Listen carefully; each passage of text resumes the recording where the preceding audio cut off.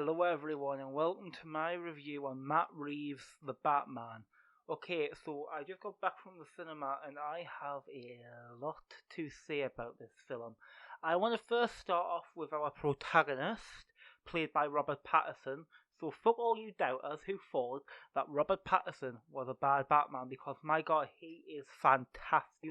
He's got the dark and brooding vibe down, and one really interesting aspect of this film is that it is primarily centered around the Batman persona than Bruce Wayne. I mean, we see him a lot more as Batman than we do as Bruce Wayne. And Bruce isn't the philanthropist playboy thing that he is in other adaptations.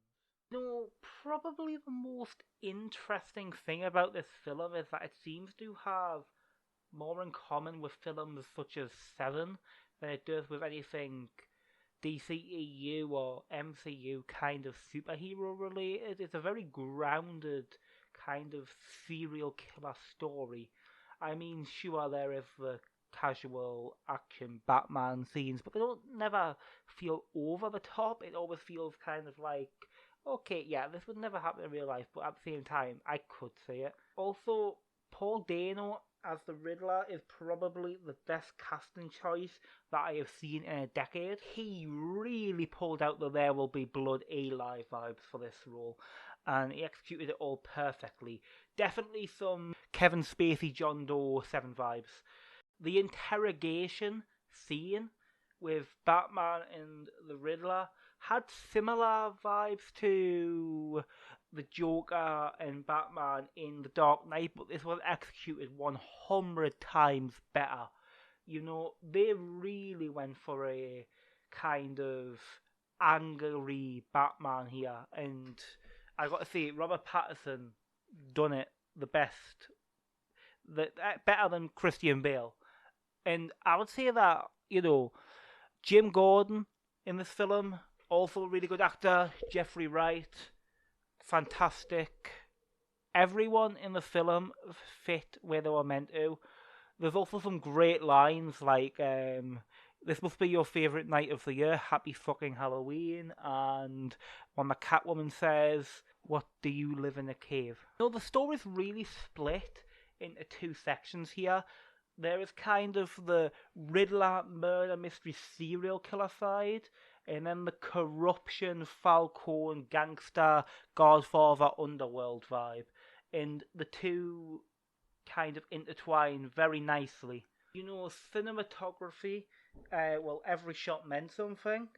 There's this one shot in which Batman is walking up to the car that he's just flipped over, and the person, very fearful, is, the shots like this just make the film. There was one shot where Catwoman and Batman are near a sunset. I think it's a sunset, and it's all these shots are just really well done, especially during like some of the more serial killer vibes. There's this very blurry scene with Riddler in the back of someone's car, and you can't really see anything, but you know what's happening, and you can hear the screams, and the distortion kind of represents his panic, and everything's just really well done, especially during the riddles. The riddles in the movie were actually pretty goddamn good and really smart. I think that's very important for the Riddler, because obviously his main thing's riddles, and they've really done it well, a lot better than the bloody Arkham games did. Some close-up shots of Batman, and they don't do that whole superhero $1,000,000 face, so let's take off the mask thing all the time. He rarely takes off his mask, and it just feels more like Batman. It feels more like a comic book movie. Speaking of which, Falcone is so good in this movie. It's John Turturro, and he does a really good job as Falcone. That I really get the mobster vibe from him. The person that plays Penguin, you might as well be Joe Pesci the way that he acts in this film. It's really interesting. Fives, but unfortunately, despite the fact that a lot of the film takes place in the Iceberg Lounge, I don't think we got nearly enough time with Penguin. I suppose that it was more dedicated to Riddler and Falcone, but hopefully in the sequels The ending was good, but I wouldn't say that it was amazing compared to the rest of the film. I also really got the I'm not your father, but I really want to protect you vibe from Alfred in this film. I know that that's what they always go for Alfred with Bruce, but it just felt more, I suppose, authentic in this film. The noir detective story, it's very, classic mystery style thing. I know I've mentioned Seven a lot, but if you watch this film, you will definitely get the same vibe. I wasn't entirely sure at first, but after watching some more of the film, definitely. One very interesting thing about this is that Robert Pattinson's like he tells everything through his eyes instead of, you know, very little dialogue as Bruce Wayne, and Batman doesn't speak much except for when he has to. A lot of the scenes with him where people are saying things to him, he just looks like everything is with his eyes. I didn't notice that, and there is a lot of close-ups. It's very feels very personal to us as cinema watchers. One thing I always forget to compliment, and I ain't got to forget this time because it was so damn good, is the soundtrack, the OST. Oh my god. Right, when Batman is walking up to that car, like the car's upside down, that scene I mentioned before, that music is stuck in my head and it will be for a long time. It's very dramatic, it's very superhero, and it's very energetic, which is interesting because a lot of the music is more composed and calm, but a lot of this film is a lot slower than your typical superhero action Spider-Man type movie. It's very, you know, quiet, psychological thriller-esque. And I really think that fits the Batman vibe a lot better than a lot of the other adaptations they've done.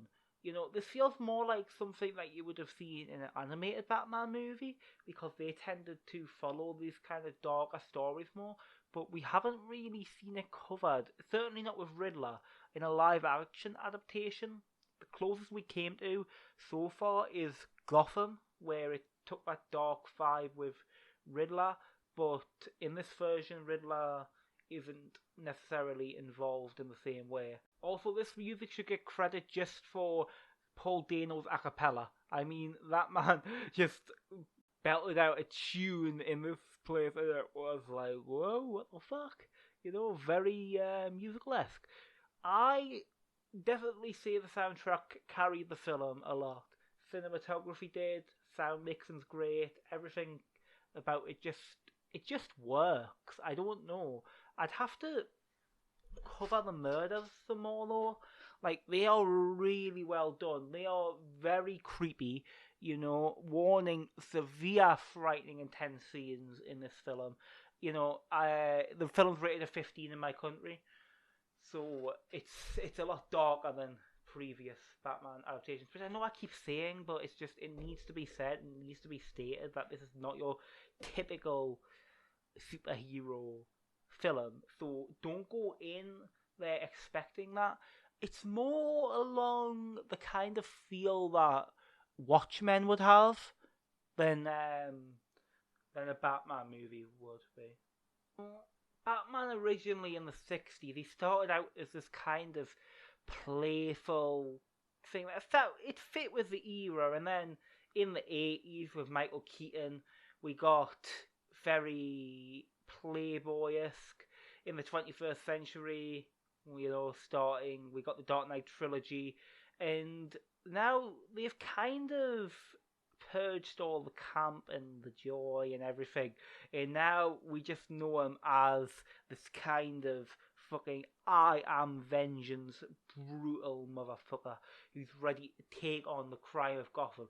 This film is nearly 3 hours long, and there isn't a single scene in which Robert Pattinson feels like, I am a happy Batman, I'm a happy Bat. No, he's one miserable bastard, and it just works. Drug addicts or dropheads in this film it's all filled up, addicts and murderers and thieves and robbers. It's very much like real life.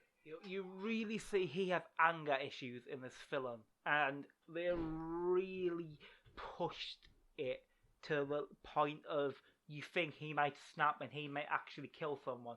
There were at least 3 points in this film where I thought this motherfucker is gonna drop someone dead. It really films tend to reflect the society of which they are creators, right? And this Batman reflects our society the way that it is now, which is it's hopeless, it's dark, we don't see an end in sight. It's very nihilistic, and I just think it works for Batman, and I feel like they should keep that kind of vibe in. The woman who plays Catwoman, Zoe Kravitz, she is just like she executes everything about Selina that I want, and she is no question miles ahead of any other interpretation of Catwoman we've seen. She just fits it. She's just so well done, and her connection to Falcone in this film, the Iceberg Lounge, everything just it all makes for her to well. The actress is what makes it though. She just I don't know. She just feels like she was born for this role, and she was. There is also lineage and backstory into the Waynes. Thomas and Martha. It's grim. It's gruesome. It's depressing, and it makes a goddamn good film. I give this film a 9 out of 10. Please go and watch it. It just released a day in my country. Really enjoyed it. Definitely will watch again. 9 out of 10, 4.5 stars. Please go and see it. Thank you for watching, and I hope to see you all in the next one. Goodbye.